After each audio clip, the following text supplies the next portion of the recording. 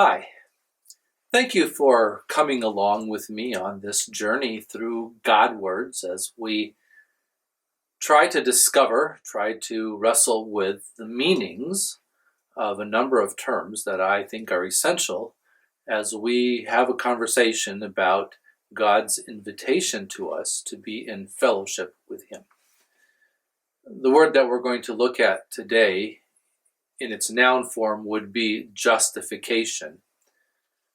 However, in Romans chapter 3, verse 24, it's used as a verb, and the term that we're seeing here is that we are justified as a gift.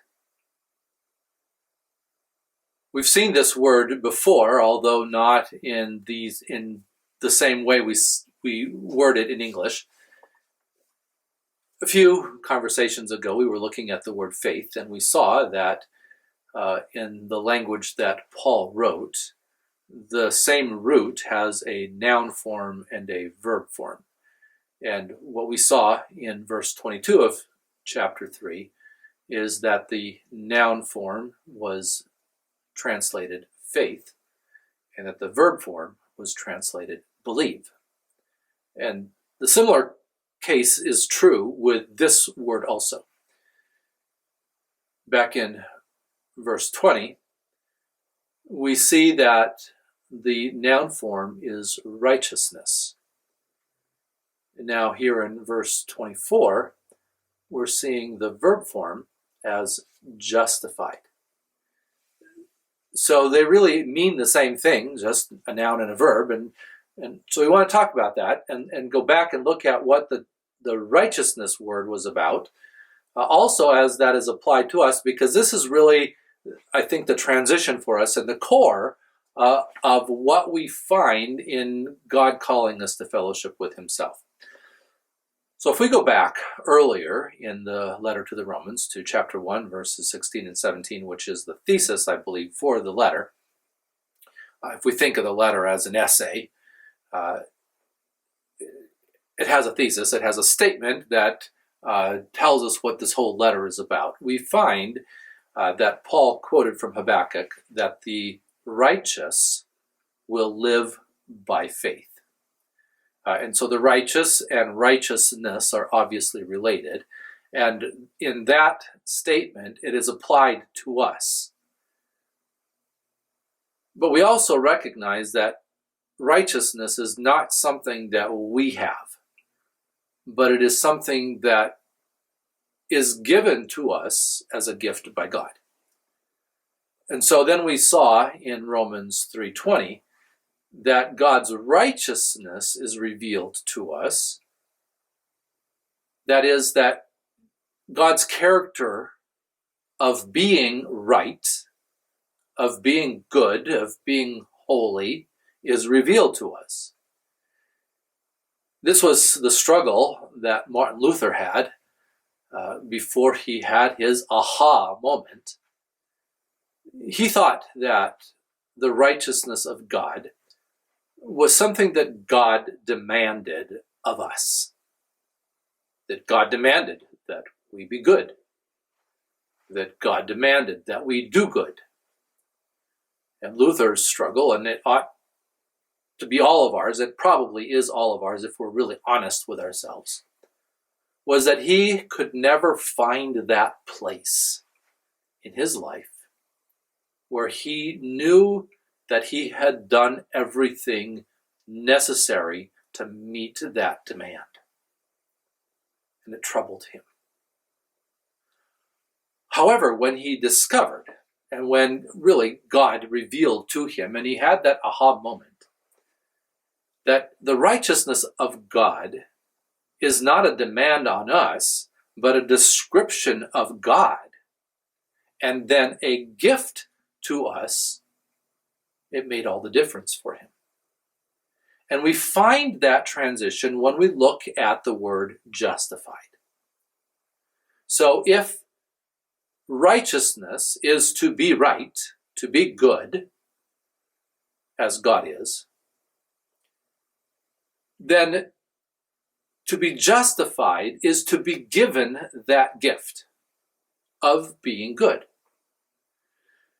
Both of these words that we translate, the English forms, righteousness and justification, the one word in Greek, the root form that is both noun and verb, is a word that comes from the court of law. It's about being declared not guilty.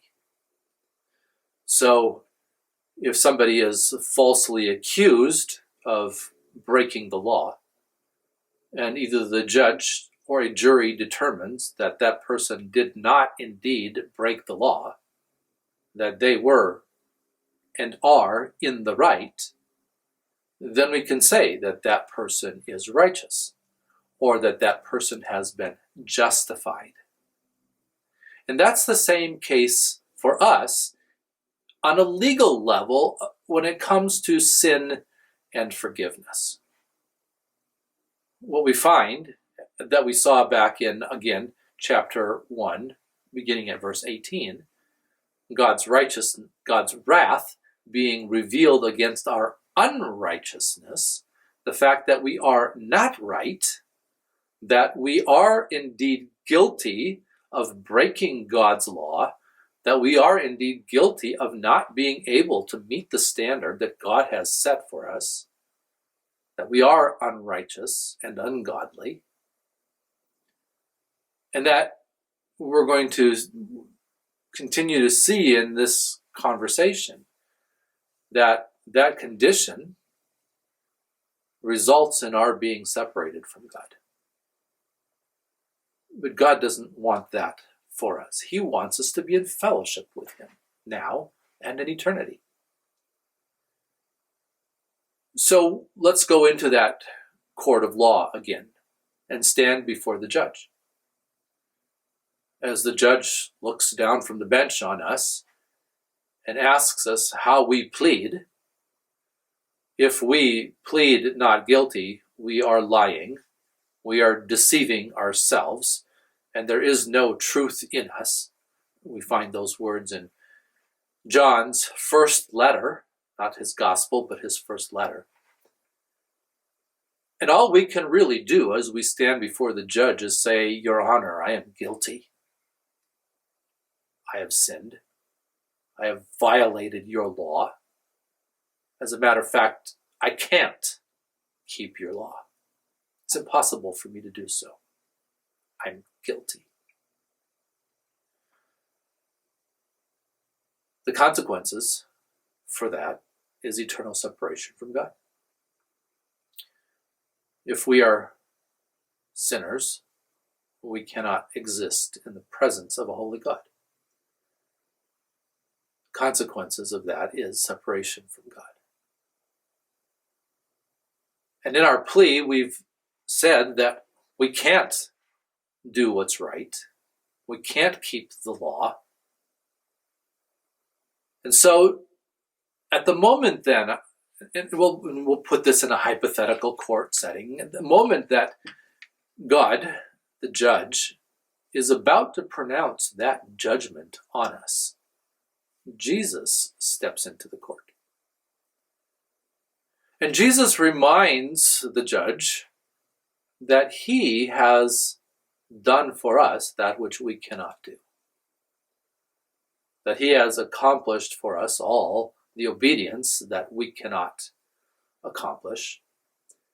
And even more than that, that he took upon himself the consequences of our sin. We call those consequences death, and we'll talk about that word death, I think, when we get into the end of chapter 6, if we don't talk about it before that. Death, eternal death, which is that eternal separation from God. Jesus experienced that death. For him it was not eternal, thank goodness, because he was a perfect man and God. But he experienced death for us, physical death on the cross, but I also believe that he experienced that spiritually. Before his body died on the cross, he cried out my God, why have you forsaken me?